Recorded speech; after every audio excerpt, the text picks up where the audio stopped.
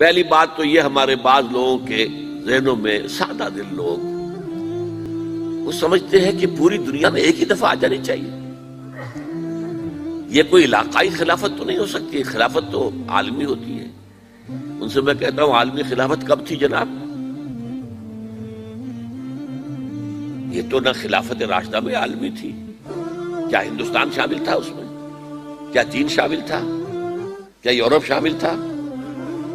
اور سب سے بڑی بات یہ، اگر ایک دم پوری دنیا پر خلافت قائم ہو سکتی تو حضور کے دست مبارک سے ہوتی،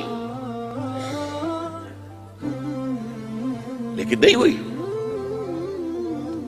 نتیجہ کیا نکلا؟ ایک ملک میں حضور نے قائم کر دی، جزیرہ نما عرب. یہاں اب خلافت قائم ہو گئی، حضور خلیفہ ہے. اب وہ نقطہ کون سا ہوگا، نقطہ آغاز کون سا ہوگا؟ اس میں پہلی بات تو میں نے کہا جو شک کرے گا اس کا پھر ایمان مشکوک ہے. ہوگا، لازماً ہوگا، گلوبل ہوگا، پوری دنیا میں ہوگا. کہاں سے شروع ہوگا اس میں آپ اختلاف کر سکتے ہیں، لیکن مجھے تو دو حدیثیں تو ملی ہیں جن سے یہ اندازہ ہوتا ہے کہ یہ اس مشرقی خطے سے ہوگا، عرب کے مشرق کی جانب کسی ملک سے ہوگا، کسی خطے سے ہوگا. وہ حدیثیں بھی اب آپ پڑھ لیجیے پہلے. پھر میں کہہ رہا ہوں یہ خزانہ ہے جو ہم نے آپ کی خدمت میں پیش کیا ہے. کاش کہ آپ اس کی قدر کر سکیں، یہ حدیثیں آپ کو ازبر ہو جائے، یاد ہو جائے، لوح قلب پر نقش ہو جائے.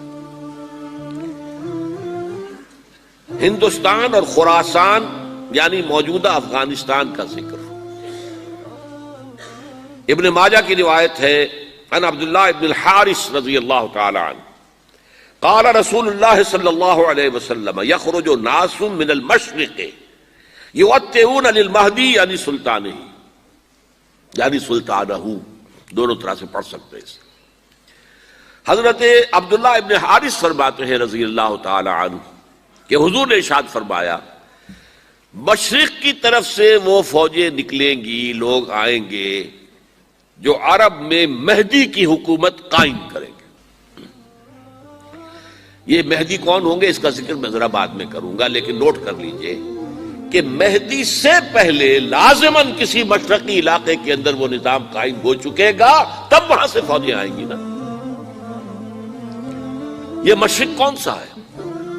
عرب کے مشرق میں آپ چلیے ایران بھی آ جائے گا، افغانستان بھی ہے، پاکستان بھی ہے، اور اگر اسے اور توسیع دے تو ہندوستان بھی ہے. یہ ہے عرب کا مشرق. اس سے فوجیں جائیں گی. اس کا کیا مطلب ہے کہ اس میں سے کسی جگہ پر نظام خلافت پہلے قائم ہو جائے گا تاکہ وہاں سے فوجیں جائیں گی جو جزیرہ نما عرب میں حضرت مہدی کی حکومت کو قائم کریں گے. اب دوسری حدیث سنیے. یہ سنن ابن ماجہ کی حدیث تھی جو میں نے آپ کو سنائی، آپ نے پڑھی. دوسری عن ابی ہریرہ رضی اللہ تعالی عنہ، یہ ترمذی شریف کی روایت ہے. قال قال رسول اللہ صلی اللہ علیہ وسلم یخرج من خراسان رایات سود لا يردها شیء حتی تنصب بایلیا. خراسان کے علاقے سے سیاہ جھنڈے لے کر فوجیں آئیں گی، ان کا رخ کوئی موڑ نہیں سکے گا، ان کو پیچھے پھیر نہیں سکیں گے کوئی بھی، یہاں تک کہ وہ یروشلم میں جا کر جھنڈے نصب کر دیں گے. ایلیا حضور کے زمانے میں یروشلم کو کہتے تھے. یہ یروشلم تھا جب حضرت سلیمان کی حکومت تھی اور یہاں پر معبد سلیمانی، ہیکل سلیمانی قائم ہوا. پھر یہ یروشلم ہی رہا ہے تاریخ میں، یہاں تک کہ سن 70 عیسوی میں جب ٹائٹس رومی جنرل نے اس کو گرایا، ختم کیا، سیکنڈ ٹیمپل گرا دیا اور یہاں سے یہودیوں کو کہا نکل جاؤ، یہاں سے کوئی یہودی باقی نہیں رہا، تب بالکل تہم بالا برباد کر دیا. اس کے کوئی 150 سال بعد ہیڈریان، رومن ایمپرر ہیڈریان، اس نے پھر دوبارہ آباد کیا اس شہر. 150 سال تک یہ بالکل بنجر اور بالکل غیر آباد پڑا تھا. اب ہیڈریان نے جب آباد کیا تو اس کا نام ایلیا رکھا، اب یروشلم نام نہیں تھا. تو حضور کے زمانے میں پھر اس کا نام ایلیا تھا. اور اب اس سے کیا معلوم ہو رہا ہے کہ یہ یروشلم مسلمانوں کے قبضے سے اس وقت نکلا ہوا ہوگا. ایک دفعہ پہلے نکلا تھا، سن 1099 عیسوی میں مسلمانوں کے ہاتھ سے نکلا. کروسیڈرز، عیسائیوں نے آ کر اس کو قبضے میں کیا، لاکھوں مسلمانوں کو مارا، قتل کیا. اس کو 1187 عیسوی میں واپس لیا ہے. کس نے لیا ہے؟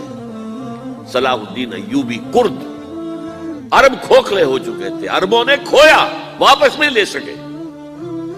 بہت حکومت کر چکے تھے، 400-500 برس کی حکومت کر کے، اور ان کے عیش اور ان کے آرام، اب ان میں جان نہیں تھی کہ وہ واپس لے سکے. واپس لینے والا گرم کرد خون تھا، صلاح الدین ایوبی.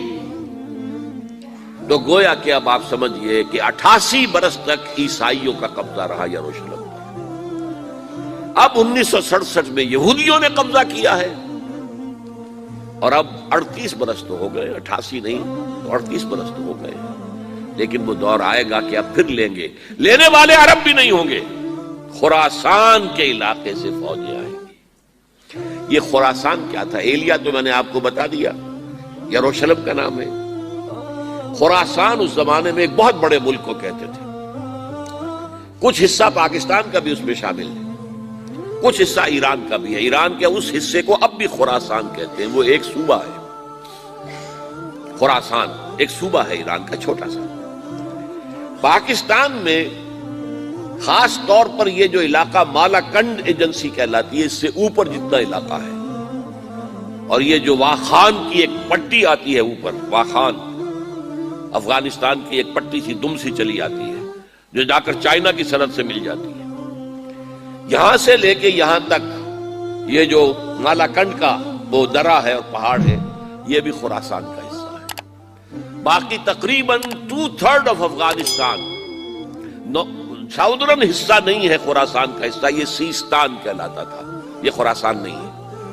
لیکن یہ کہ اوپر کا 2/3 آف افغانستان، اور اس کے ساتھ یہ جو عرب، جو اب یہ ترک ممالک آزاد ہوئے ہیں سوویت یونین کی ڈسولوشن کے ساتھ، یہ سارا علاقہ کہلاتا ہے خراسان بزرگ، دی گریٹ خراسان. ایک مرتبہ ایک یہاں کا جو کاؤنسلیٹ ایران کا، وہ آئے تھے میرے پاس، ان کے ایک اہم آدمی. ان سے میں نے پوچھا خراسان، تو پہلے تو ان کا خراسان ہمارا ایک صوبہ ہے. میں نے کہا نہیں مجھے خراسان. او خراسان بزرگ، وہ جو آپ دی گریٹر خراسان کی بات کر رہے ہیں، وہ یہ تھا. پھر میں نے اور ذریعوں سے بھی تحقیق کی. پہلے خیال تھا کہ پورا افغانستان اس میں شامل ہے، لیکن اب معلوم ہوا کہ نہیں. یہ جو جنوبی حصہ ہے یہ سیستان کہلاتا تھا. کچھ بلوچستان کا حصہ اس میں شامل تھا، اور کچھ یہ جنوبی حصہ افغانستان کا. یہاں سے فوجیں جائیں گی، اور یہ فوجیں جا کر خراسان سے چل کر ایلیا پہنچیں گی، یروشلم پہنچیں گی، اور اپنے جھنڈے گاڑ